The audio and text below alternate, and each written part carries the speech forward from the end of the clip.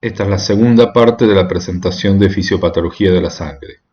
Vamos a seguir hablando de las anemias. Otro ejemplo de una anemia en la cual hay destrucción acelerada de eritrocitos corresponde a esta que se llama la anemia falciforme o drepanocítica. A ver, falciforme hace referencia a la forma que pueden tener los eritrocitos.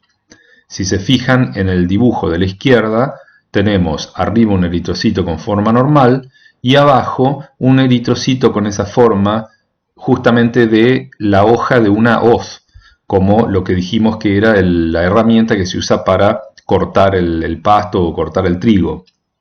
Entonces, la forma del eritrocito hace acordar a eso. Entonces, de ahí viene falciforme, porque falx es hoz en latín.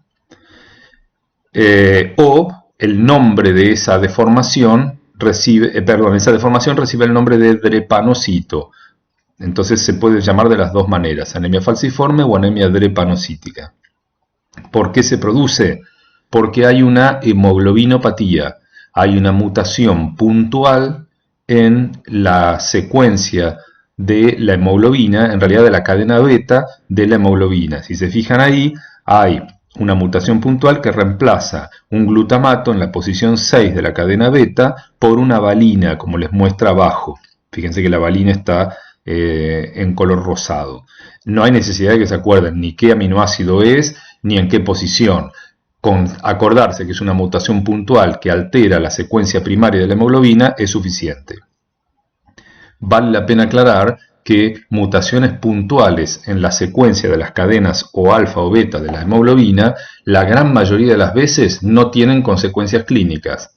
Pero si con suerte la mutación le pega a un aminoácido que es de los que es crítico para determinar la forma de la molécula, se puede producir una alteración, como la de este caso. O sea que es una enfermedad genética. No nos podemos enfermar de anemia falciforme, la heredamos en nuestros genes. Acá se ve un extendido de sangre con 3 drepanocitos marcados, hay otro cuarto por ahí por el medio, pero los que están marcados se ve claramente que son distintos al resto de los eritrocitos. ¿Por qué cambia la forma del eritrocito? Porque cuando la hemoglobina muta, y se le muta puntualmente este aminoácido de esta forma, no cualquier mutación, entonces con esta mutación puntual, la hemoglobina pasa a llamarse hemoglobina S.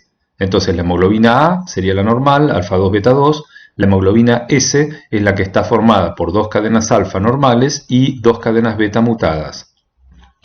Esa hemoglobina S tiene el problema de que cuando la concentración de oxígeno baja un poco, tiene tendencia a polimerizarse, a agregarse unas con otras las moléculas de hemoglobina y formar un polímero largo, que eso es lo que le hace alterar la forma al eritrocito.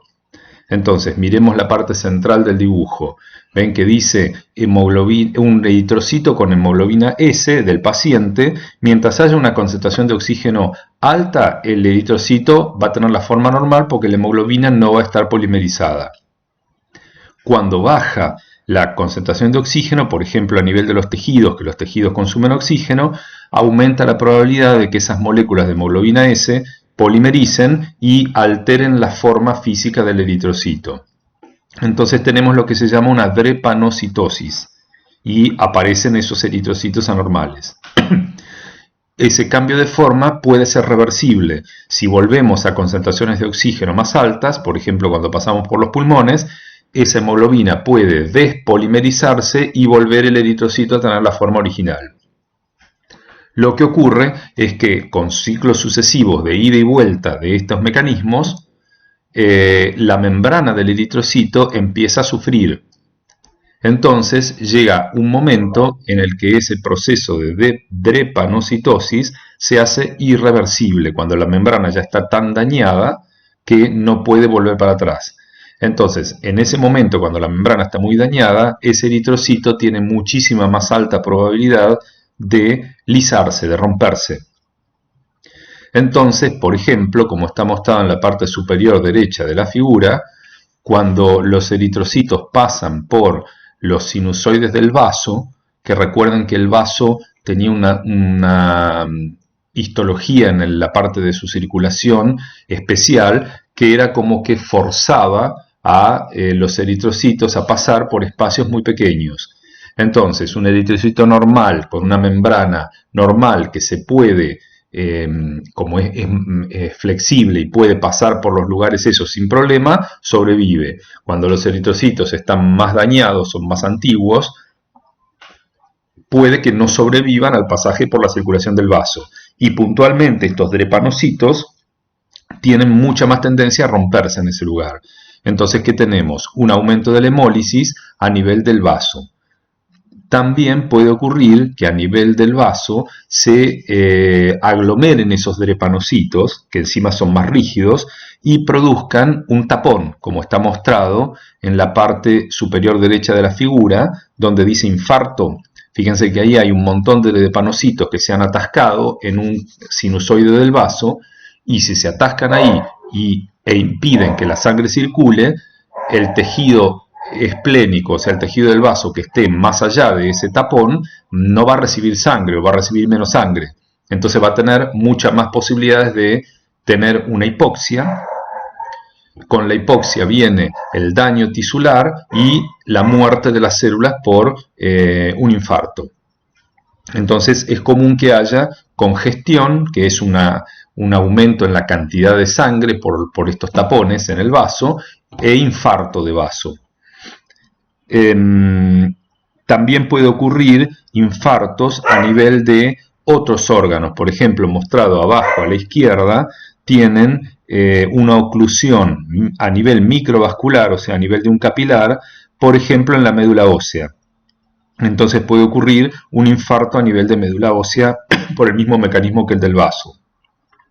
O también puede ocurrir a nivel del pulmón. Aclaro que acá es por los drepanocitos que ya están en forma irreversible, los que no pueden, aunque haya oxígeno, volver para atrás. Entonces, en el pulmón o en algún otro tejido donde esos drepanocitos produzcan oclusiones, podemos tener infarto también. O sea que se combina acá los problemas. El individuo va a tener anemia y también va a tener a veces infartos en distintos tejidos u órganos.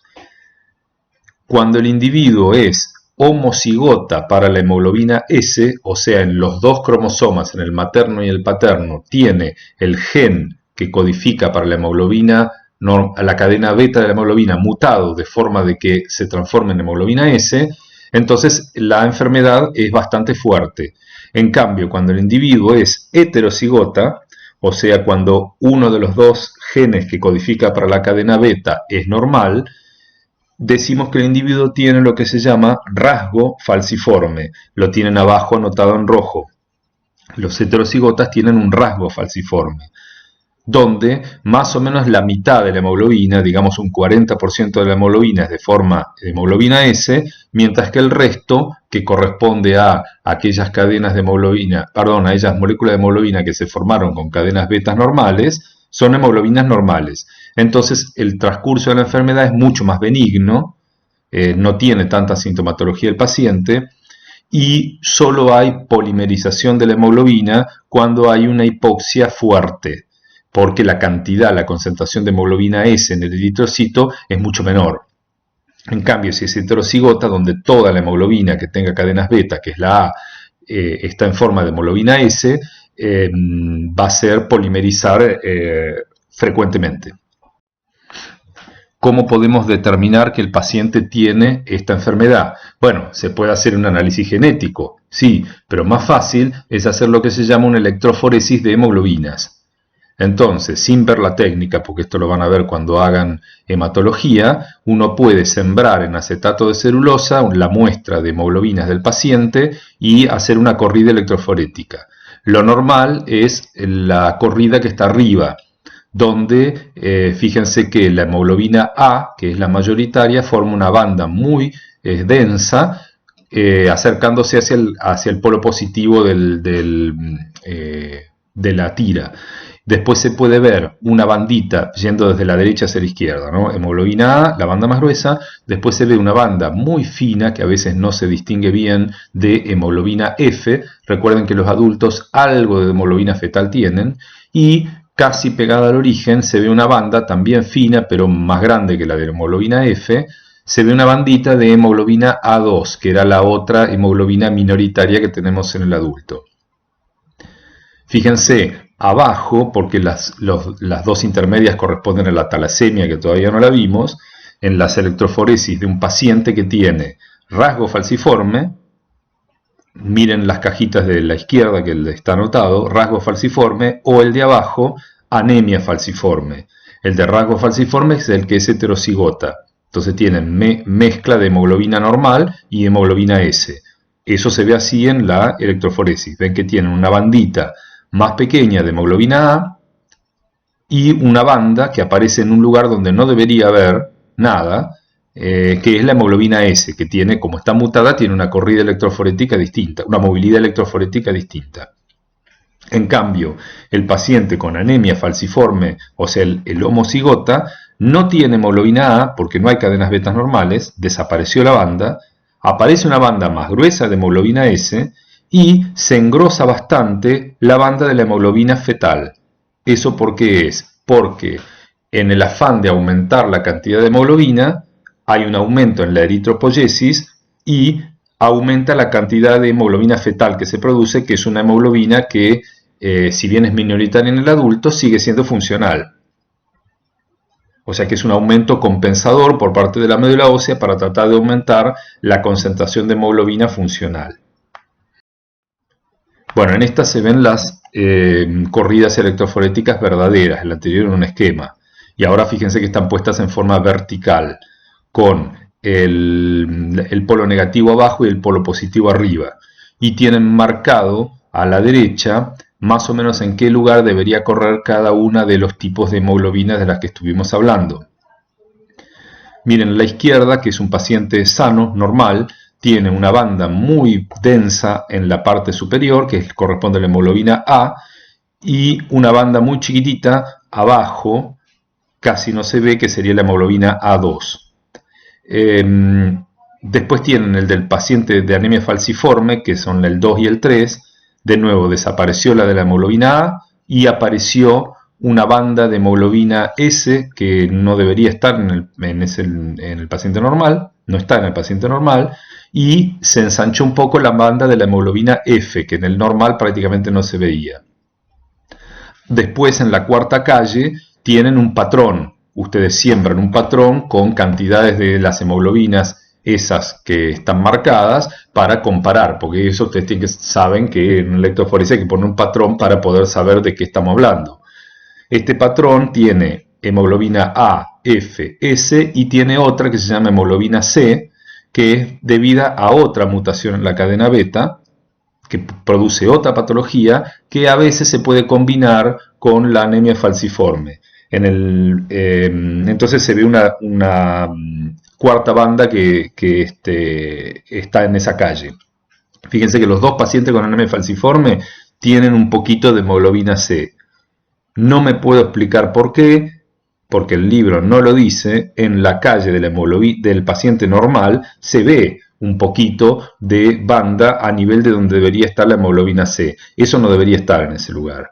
Así que o es una contaminación o alguien metió la pata en el laboratorio. Después tienen el paciente de las calles 5 y 6, que es una anemia falciforme que acaba de ser transfundido, o sea, le agregaron eritrocitos con hemoglobina normal.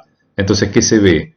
Fíjense que la banda S sigue estando, porque sigue habiendo hemoglobina S, pero ahora, como hay más cantidad de eritrocitos con hemoglobina normal, los que vienen de la transfusión, en promedio la cantidad de hemoglobina S bajó. Y apareció una banda de hemoglobina A, que corresponde a la hemoglobina de los eritrocitos de la transfusión. Bueno, y la última calle, la 7, corresponde de nuevo al patrón como para poder ver mejor la electroforesis. Otros ejemplos de anemias en las cuales hay mutaciones en las cadenas de la hemoglobina son las talasemias. que digo son porque hay varios tipos. Hay talasemias tipo alfa y talasemias tipo beta. El nombre depende de cuál de las dos cadenas de la hemoglobina está mutada. Entonces acá les traje como ejemplo las talasemias beta, o sea, las cadenas beta son las que están mutadas, y en este caso puntual vamos a hablar de la beta-talasemia mayor. Podemos ir abajo a la izquierda, donde están anotados los nombres. Fíjense, la beta-talasemia mayor corresponde a individuos que son homocigotas para los genes de la talasemia beta. O sea, en los dos cromosomas tienen esa mutación. En cambio, la que se llama beta-talasemia menor o rasgo talasémico corresponde a pacientes que son heterocigotas, o sea que en un cromosoma tienen el gen para la cadena beta mutado de esta manera, de la manera de producir talasemia, mientras que en el otro cromosoma tienen un gen de cadena beta sin mutaciones, normal. Esto es análogo a lo que ocurría con la anemia falciforme de hoy. Entonces veamos el paciente más comprometido, el que tiene la beta-talasemia mayor, o sea, el que es homocigota. Aquí hay anemias severas, porque todas las cadenas betas están mutadas. Entonces, ¿qué va a ocurrir? La mutación esta que genera la talasemia produce una disminución de la síntesis de las cadenas beta de globina. En cambio, como las cadenas alfa no están mutadas, aumenta relativamente el número de cadenas alfa. O sea, lo que va a ocurrir es que durante la eritropoyesis no se va a formar el número adecuado de cadenas beta y sí se va a formar el número adecuado de cadenas alfa. Entonces, como la hemoglobina A, que es la mayoritaria, es alfa 2 beta 2, ¿qué nos va a ocurrir? Nos van a sobrar cadenas alfa. Entonces, ¿qué va a ocurrir? Va a haber en un eritrocito hemoglobina A normal, en menor cantidad, porque cadenas beta hay pocas, y va a haber agregados insolubles de las cadenas alfa, que no forman moléculas de hemoglobina, que sobraron, que forman justamente esos agregados insolubles adentro de los eritrocitos. Entonces, miremos el paciente que está en el centro, beta-talasemia mayor. Va a haber durante la hematopoiesis agregados de esa alfa-globina insoluble en las células hematopoyéticas. Fíjense que ahí estamos a nivel de eritroblasto todavía, ni siquiera llegamos al eritrocito. Y entonces esos eritroblastos con agregados, la mayoría van a morir en la médula ósea, si no van a seguir su transcurso normal hasta eritrocitos. A este fenómeno por el cual hay muerte de blastos a nivel de la médula ósea y por lo tanto disminución en la producción de eritrocitos, debido a este mecanismo, a muerte de blastos, se le llama eritropoiesis ineficaz. Entonces, esta técnicamente es distinta a la anterior, porque si bien hay destrucción de células, no es de los eritrocitos maduros. La destrucción principalmente se da a nivel de las células que originan los eritrocitos. Entonces, en lugar de llamarlo una anemia hemolítica, le decimos que es una anemia por eritropoiesis ineficaz. A pesar que vamos a ver que hay hemólisis, hay ruptura de eritrocitos maduros también. Pero lo que la caracteriza a esta anemia es una eritropoiesis ineficaz. Entonces, son pocos los eritrocitos normales que salen. Esos eritrocitos, aún los que salen a circulación, tienen algo de agregados de globina alfa y un poco de hemoglobina A normal, que es la que permite el transporte de oxígeno. Entonces, como tienen menor cantidad de hemoglobina A, son hipocrómicos los eritrocitos. El hecho de que tengan esos agregados de globinas alfa también los hace anormales y entonces va a haber más hemólisis a nivel del vaso. O sea que también hay un componente hemolítico en la anemia. Lo que pasa es que en realidad el componente más importante es el de la eritropoiesis ineficaz. Entonces, los dos mecanismos, la eritropoiesis ineficaz más la hemólisis, son los que generan la anemia en el paciente. No hay un solo tipo de mutaciones en el gen de la cadena beta. Hay distintos tipos que confluyen a esto, a una disminución en la síntesis de cadenas beta normales y a un exceso de cadenas alfa. Y recuerden lo que decíamos hoy, si el individuo es homocigota para la mutación, tiene la beta-talasemia mayor. En cambio, si es heterocigota, tiene la beta-talasemia menor o rasgo talasémico. Este tipo de talasemia a veces la van a encontrar con el nombre de anemia del Mediterráneo o de las poblaciones mediterráneas, porque por razones de cómo se fue produciendo la migración de los individuos, se concentró esa mutación en las poblaciones de los países mediterráneos, por ejemplo España, Italia, norte de África. Entonces es común, más común en ese tipo de poblaciones que en, por ejemplo, los anglosajones del norte. La eritropoyesis ineficaz y la hemólisis que producen anemia, ¿qué va a hacer? Va a hacer que haya un aumento compensador de la hemoglobina A2, que era alfa-2 gamma-2. Entonces, en ese paciente va a aumentar la cantidad de esa hemoglobina. También el hecho de que el individuo tenga anemia va a hacer que haya hipoxia a nivel de los tejidos, porque hay menos concentración de oxígeno en sangre, porque hay menos hemoglobina. Entonces esa hipoxia tisular va a hacer que aumente la liberación de eritropoyetina para tratar de compensar esa bajada de la hemoglobina. Como hay más eritropoyetina, se va a estimular la eritropoyesis, pero como gran parte de la eritropoyesis es ineficaz, se va a estimular todavía más. Entonces, ¿qué va a ocurrir? Va a haber lo que se llama expansión medular. Por ejemplo, a nivel de los huesos del cráneo, va a aumentar la cantidad de médula ósea debido a la sobrepresión de la eritropoyetina que trata de compensar, y eso va a producir deformaciones esqueléticas como la que está marcada en el dibujo de abajo a la derecha. En la próxima diapositiva la vamos a ver. Y a su vez, el hecho de que el individuo tenga anemia va a hacer que requiera transfusiones en forma frecuente. Esas transfusiones van a disminuir el problema del exceso de eritropoyetina y van a normalizar el transporte, o por lo menos mejorar el transporte de oxígeno. Ahora, el problema con las transfusiones a repetición es que producen, como mostramos a la izquierda del dibujo, una sobrecarga de hierro. Esa sobrecarga de hierro puede hacer que el hierro se deposite en los tejidos en forma anormal, y a eso se le llama hemocromatosis.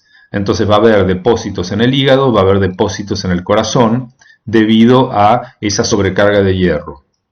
Y a su vez, el hecho de que el paciente tenga eritropoyesis ineficaz va a hacer que se aumente la absorción intestinal de hierro en el paciente. Entonces eso, junto con las transfusiones, va a contribuir a la aparición de una hemocromatosis secundaria. Acá ven, en un corte de cráneo, está visto la calota vista desde abajo, desde adentro del cráneo. Se puede ver una expansión importante de los huesos del cráneo. Fíjense el espesor que tiene, debido a la mayor cantidad de médula ósea hematopoyética por la presión de la eritropoyetina. Que se ve en sangre. Se suele ver bastante poiquilocitosis, o sea, formas anormales, tienen varios ahí para elegir, y a su vez se suele ver anisocitosis, variaciones en el tamaño. Fíjense que algunos son chiquitos, otros son más grandes. E incluso se puede ver microcitosis, que es glóbulos rojos muy pequeños. Entonces fíjense que es bastante heterogénea la forma y el tamaño de los glóbulos rojos del paciente, incluso en el color, en que algunos son más normocrómicos y otros son claramente hipocrómicos. Y si ahora en los pacientes con talasemia tipo beta hacemos una electroforesis de las hemoglobinas, ¿qué vamos a ver? Fíjense en la segunda electroforesis empezando desde arriba.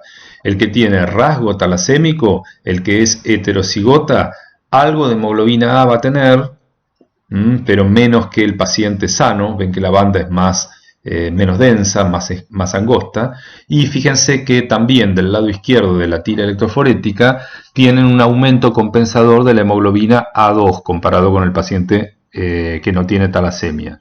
Y el de la siguiente fila, que tiene beta talasemia mayor, o sea el que es homocigota, ven que no hay hemoglobina A directamente en la muestra, hay una banda muy pequeña que está marcada por una rayita, un aumento grande de la hemoglobina fetal, que trata de compensar esa falta de hemoglobina A, y el aumento compensador también de la hemoglobina A2.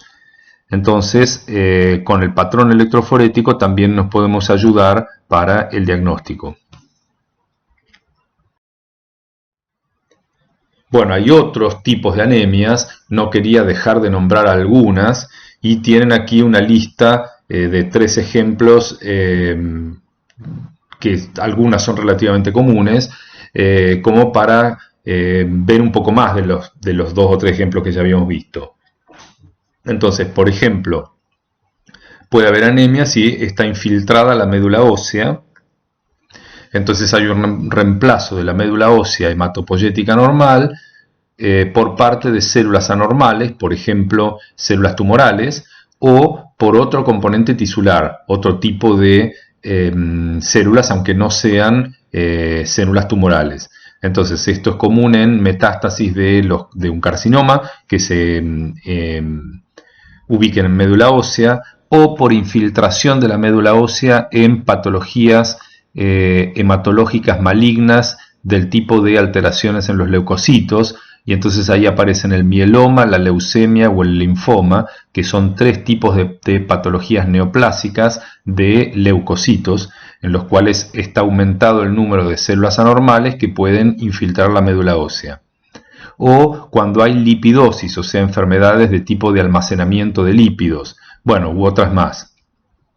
También tenemos la anemia de la enfermedad crónica o la anemia de la inflamación. De esta algo hablamos, es una anemia que puede ser desde leve a moderada, que suele ser normocítica, normocrómica, pero también puede ser hipocrómica, que se encuentra típicamente en pacientes que tienen infecciones crónicas o enfermedades inflamatorias crónicas o en neoplasias, aunque no tengan infiltración de médula ósea. Esto debido a que durante la inflamación o las células neoplásicas, en el caso del paciente con neoplasias, liberan citoquinas que, por ejemplo, pueden disminuir la supervivencia de los eritrocitos o, como vimos hoy, alterar el metabolismo de hierro. Si aumenta esa hepcidina, disminuye la absorción de hierro intestinal, o las citoquinas pueden inhibir la eritropoyesis. También tenemos las anemias megaloblásticas, que acuérdense que son anemias con macrocitosis, o sea, con células grandes, y megaloblastos, o sea, células muy grandes en sangre. Hay distintas causas, pero las más frecuentes son, por ejemplo, la deficiencia de folatos o la deficiencia de vitamina B12, que son necesarias para la síntesis normal de los eritrocitos. Entonces hay eritropoyesis ineficaz, no por el mismo mecanismo que la talasemia, por otro, pero hay muerte de precursores a nivel de la médula ósea y a su vez también disminución de la vida media de los glóbulos rojos.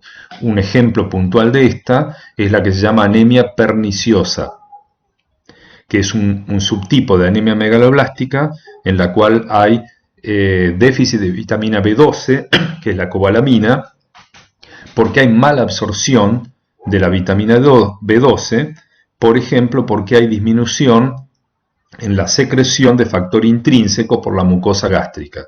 Y aquí tenemos que volver a fisiología. Recuerden que el factor intrínseco era una proteína que secretaba el estómago, que permitía que después en el intestino se pudiera absorber normalmente la vitamina B12. Si falta el factor intrínseco o hay menos, la absorción de la vitamina B12 va a estar disminuida y eso va a generar una serie de problemas en el organismo, entre otros una anemia perniciosa de tipo anemia megaloblástica. Vamos a ver algo de la fisiopatología de los leucocitos. ¿Qué ocurre? Estos son temas, de nuevo, como les dije hoy, muy complejos. Hay muchas variantes y a su vez la terminología que se usa ha ido variando con el tiempo, sobre todo la forma de clasificarlas. Entonces vamos a ver una diapositiva general con algunos términos como para que se ubiquen, y después vamos a ver solo un ejemplo puntual, que es el mieloma múltiple, como para entender, ver una patología, y a su vez, porque ese mieloma múltiple después lo vamos a recuperar, lo vamos a volver a ver cuando veamos patologías a nivel renal o cuando veamos patologías a nivel óseo, porque repercute en esos órganos. Esta es una introducción a las patologías de los leucocitos. Eh, Podemos también poner en claro algunos términos que no son patologías en sí mismas, sino que se usan para describir lo que ocurre con los leucocitos. Esos son el término de leucopenia y leucocitosis. Leucopenia es una disminución del número de leucocitos en sangre, independientemente de la causa. Hay que mirar un intervalo de normalidad para, dijimos, el grupo etario y el grupo étnico que tenemos en nuestros pacientes, pero en promedio, si bajan de 4.000 glóbulos blancos por microlitro, decimos que hay leucopenia. La característica de la leucopenia es que siempre es patológica. Ejemplos, y una enfermedad autoinmune, por ejemplo, las que les nombró Gustavo del lupus eritematoso sistémico, o deficiencias inmunitarias, si hay deficiencias en la producción de células del sistema inmunitario, va a haber leucopenia, o radiaciones o exposiciones a fármacos o agentes químicos que inhiban la síntesis de los glóbulos blancos. Por ejemplo, todas las cosas que impacten sobre la médula ósea. Un ejemplo típico sería la quimioterapia, o podría ser una enfermedad ocupacional de individuos que trabajen con agentes químicos que sean agentes depresores de la médula. Por ejemplo, muchos solventes orgánicos tienen esa capacidad o digamos ese efecto no buscado. De esto algo tal vez hablen en toxicología. En cambio, para el otro lado, la leucocitosis corresponde a un aumento en el número de leucocitos en sangre. Y aquí el aumento puede ser leve o puede ser muy grande. Y puede ser de fisiológica, o sea, una respuesta del cuerpo buscando, por ejemplo, atacar una infección, o puede ser patológica, por ejemplo, una neoplasia hematológica. Entonces, ejemplos, simplemente un estrés puede generar leucocitosis, o las infecciones clásicamente van a aumentar el recuento de glóbulos rojos glóbulos blancos en sangre, o las alergias, en donde también se va a ver afectada la fórmula leucocitaria, va a aumentar el porcentaje de eosinófilos. O después de una cirugía, en respuesta al estrés, o ciertos fármacos y toxinas que puedan estimular la producción de leucocitos o aumentar la salida a sangre periférica de leucocitos, y algunas enfermedades hematológicas malignas. Con esto hay que tener en cuenta que algunas neoplasias hematológicas no cursan con aumentos en la cantidad de elementos formes en la sangre. Puede ser que estén restringidas a la médula ósea o algún ganglio linfoide. Abajo tenemos una tabla de las enfermedades malignas hematológicas y linfoides. Esto es lo que yo les decía, que es complejo, hay diversos tipos, la clasificación ha ido cambiando a lo largo de los años y está en constante revisión. Incluso este cuadro está un poco desactualizado, pero me gustaba porque es en un solo cuadro, en pocas palabras, resume bastante. Entonces, esto va más allá de lo que podemos ver en esta asignatura. Patologías de los rojos vimos varias, anemias, pero patologías de los glóbulos blancos no vamos a ver con detalle. Solo les voy a mostrar como ejemplo el mieloma múltiple, porque tiene unos mecanismos que podemos comprender en función de lo que ya hablamos del sistema inmunológico, y vamos a ver que va a impactar, por ejemplo, sobre el riñón y sobre el hueso. Entonces lo vamos a recuperar después cuando veamos patologías del riñón y patologías óseas. En forma general, las enfermedades malignas, o sea, los tumores hematológicos y linfoides, se pueden clasificar de dos maneras. Están los que se llaman síndromes agudos, que sería la fila superior, que corresponden a enfermedades que son rápidamente progresivas, o sea, que se agravan en forma rápida y que suelen tener una mortalidad elevada al nivel de días o semanas si no son tratadas. Y abajo tenemos las enfermedades hematológicas malignas tipo crónicas, que pueden ser a veces de progresión más lenta, más indolente. Puede ser que el paciente viva durante mucho tiempo con la enfermedad.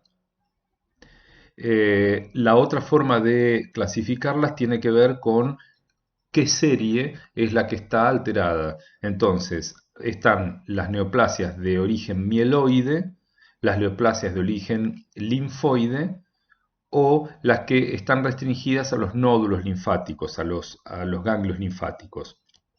Y después hay algunas que están en el medio, como el síndrome mielodisplásico, SMDS, que está puesto en un rombo en la parte central, y el mieloma, que si bien parece que por la palabra fuera de origen mieloide, en realidad vamos a ver que es un clon de linfocitos el que se descontrola. Entonces, según esta clasificación, podríamos tener entidades como la leucemia mieloide aguda o la leucemia linfoide aguda o la leucemia mieloide crónica o la leucemia linfoide crónica, etc. Esta es la terminología que está en constante revisión, o sea que esto es nada más que un indicativo como para que tengan una idea de que existen. O, por ejemplo, los linfomas, que corresponden a tumores de linfocitos que en general están restringidos o se dan con más importancia en los ganglios linfáticos. Por eso se los separa un poco de los otros. En los linfomas también tenemos desde los que son de alto grado muy agresivos hasta los que son de bajo grado indolentes, que el paciente puede vivir muchos años con una patología crónica.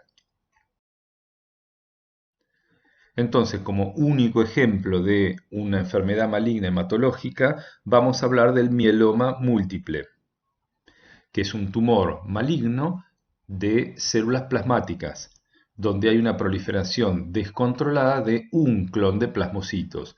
O sea que todo se origina de una célula, un linfocito o una célula plasmática, un linfocito B o una célula plasmática, que ha sufrido alguna mutación y que se reproduce de forma descontrolada.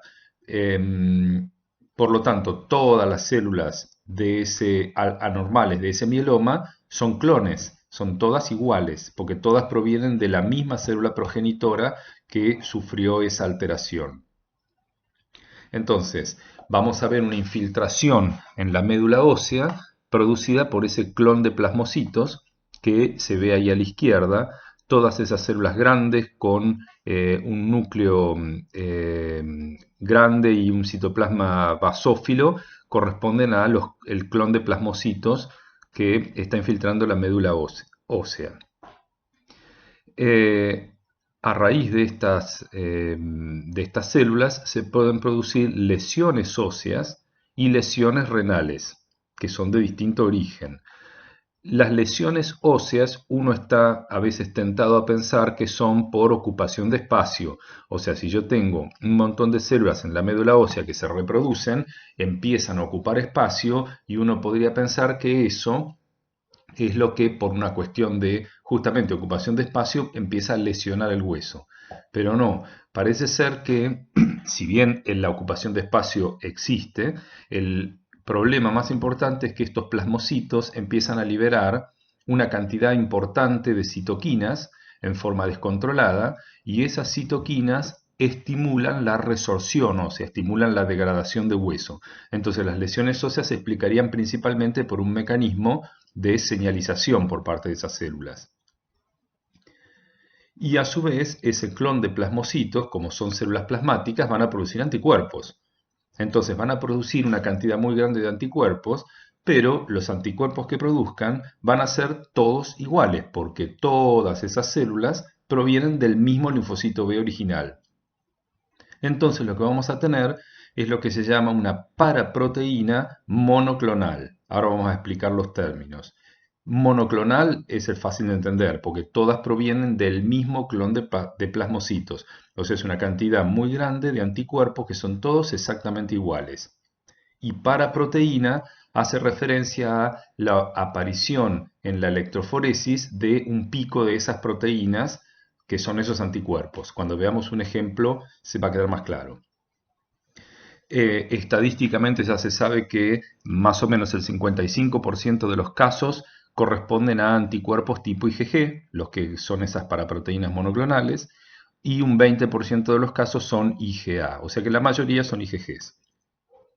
Esa paraproteína monoclonal está en el plasma y a su vez las cadenas livianas de esa IgG, que esas pueden ser o lambda o kappa, depende de cuál es la que les tocó al clon de linfocitos que se malignizó, esas cadenas livianas pueden excretarse por la orina, filtran a nivel del riñón, porque son proteínas pequeñas, en realidad son péptidos pequeños, y pueden aparecer excretadas en grandes cantidades en la orina, y a ese tipo de proteína se le llama proteína de Vence-Jones. Y los depósitos de esa proteína, de esa paraproteína, a nivel de los túbulos renales, es tóxica para las células tubulares y entonces causa daño tubular. Entonces ese es el origen del daño renal de los pacientes que tienen mieloma. Ojo porque también el riñón va a sufrir debido a que como hay mucha resorción ósea se va a liberar mucho calcio y eso va a reflejarse en una mayor filtración de calcio a nivel de los capilares glomerulares y entonces esa hipercalcemia también va a dañar el riñón. O, por ejemplo, el uso de antiinflamatorios por el paciente, porque por las lesiones óseas hay dolor. Esos antiinflamatorios también pueden dañar, por ejemplo, la mucosa gástrica, el riñón, etc. Bueno, acá hay un esquema de un paciente con mieloma con todas las cosas que pueden aparecer. Puede ser que no estén todas presentes al mismo momento en el mismo paciente. Abajo se ve el extendido de médula, que era el mismo de la diapositiva anterior, y a la derecha tienen una radiografía de cadera del individuo, donde marcadas con la flecha se puede ver lugares donde el hueso tiene una densidad muy baja. Quiere decir que están empezando a aparecer las lesiones óseas. Un lugar muy común en donde aparecen las lesiones óseas en el mieloma es en los huesos del cráneo. Justo en esta presentación no tengo una foto, lo vamos a ver en otras presentaciones, pero si se hace una radiografía de cráneo, se suelen ver lesiones que recuerdan a un hueso como si estuviera apolillado. Se ven como pequeñas descoloraciones en forma circular en los huesos del cráneo y ese aspecto es típico de las lesiones del mieloma. Y el otro lugar donde suele haber lesiones es en las vértebras. Entonces muchas veces los cuerpos vertebrales sufren lesiones por el mieloma y puede haber compresión de la médula espinal o de las raíces nerviosas cuando esas vértebras se rompen, se lesionan. Los dolores óseos parece que son bastante feos en el paciente con mieloma. Y aquí se ve una electroforesis de proteínas de un suero normal a la izquierda y de un suero que tiene una gamapatía monoclonal. Vamos de a poco. Que tenga una gamapatía quiere decir que hay una patología a nivel de las proteínas que aparecen en la banda gamma de la electroforesis, que dijimos que era el lugar donde migraban la mayoría de las inmunoglobulinas. Ahora, ¿cómo se ve eso? Fíjense en la electroforesis de la izquierda normal, la banda gamma tiene una densidad normal y si ven la densitometría, es una banda ancha, no muy alta. En cambio, en la electroforesis de la derecha, donde el individuo tiene una gamapatía monoclonal, que se ve que la banda gamma prácticamente ha desaparecido y ha sido reemplazada por una banda muy angosta y muy alta, un pico en la densitometría muy alto y muy angosto. Que sea muy angosto quiere decir que la proteína que está produciendo ese pico es una sola, ni es de un solo tipo. Es como si fuera el pico de la albúmina. El de la albúmina es muy angosto porque es la albúmina. el pico de las gamma globulinas en general era ancho en un paciente normal porque hay distintos tipos de inmunoglobulinas. Entonces, el reemplazo del pico gamma por una sola proteína se ve de esa manera, como si fuera un pico. Entonces, a ese pico se le llama una paraproteína, porque es una proteína anormal en la electroforesis. Ojo porque el mieloma múltiple no es la única causa posible de aparición de una gamapatía monoclonal. Por ejemplo, hay una que se llama gamapatía monoclonal de significado incierto, otra que se llama macroglobulinemia de Waldenstrom, etc. No las vamos a ver con detalle. Bueno, ahí tienen la comparación. ¿Ven? Miren a la derecha. La densitometría normal, que es la que está más abajo, un aumento policlonal en las gamma globulinas. Eso podría ser, por ejemplo, en una infección, porque hay distintos tipos de inmunoglobulinas, no son todas iguales las que aparecen en una infección, entonces se ensancha la banda y aumenta la altura, pero en forma difusa, es policlonal. En cambio, si la banda se reemplaza por una sola proteína muy concentrada, que se ve una banda muy angosta y muy densa, o en la densitometría un pico muy angosto y muy alto. Entonces eso les marca que es una proteína la que está produciendo ese problema. Y en el paciente con mieloma pueden hacer una electroforesis y después separarlas identificar las proteínas con anticuerpos.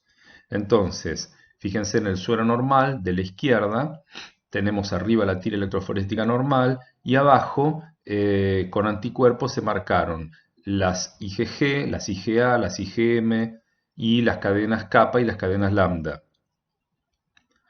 Como el paciente tiene una mezcla policlonal de anticuerpos, porque como todos tenemos muchísimos anticuerpos, va a haber marcas en todos los lugares, porque va a haber IgGs con cadenas kappa, IgGs con cadenas lambda, IgAs con cadenas kappa, IgAs con cadenas lambda, etc. En cambio, en el suero del paciente con una gamapatía monoclonal, que si bien no se ve demasiado, pero en la banda de las gamma globulinas se ve una zona central más densa. Fíjense que cuando se hace la marcación se detecta que hay una cantidad muy grande de cadenas pesadas de tipo gamma, que es lo que está marcado con G, y una cantidad muy grande de cadenas livianas de tipo lambda, que es lo que está marcado abajo como L. Entonces, en este caso puntual, la inmunoprecipitación ha marcado que el paciente con esta gamapatía monoclonal tiene una proteína de tipo IgG que tiene cadenas livianas lambda. Entonces, ese es el anticuerpo que está elevado en gran cantidad. Puede ser que sea un paciente con mieloma o puede ser que sea con otra gamapatía monoclonal. Y en esta se ve que también se puede hacer una electroforesis de proteínas en orina. Igual recuerden que hay que concentrarla porque la orina prácticamente no tiene proteínas. Pero si lo hacemos con la técnica adecuada y hacemos la electroforesis, en el paciente con mieloma, fíjense en la electroforesis de la orina, se ve una banda muy ancha a nivel de donde correrían las cadenas livianas. En el suero se ve principalmente el anticuerpo entero, con la cadena liviana y la cadena pesada, que sería la paraproteína monoclonal. Ven la banda de abajo del suero que es muy densa. Esa sería la inmunoglobulina entera. En cambio, en la orina se excretan preferentemente las cadenas livianas de la inmunoglobulina, porque la inmunoglobulina entera es más grande y le cuesta más filtrar. Entonces, en orina se concentran las cadenas livianas. Eso es lo que se llamaba la proteína de Vence-Jones.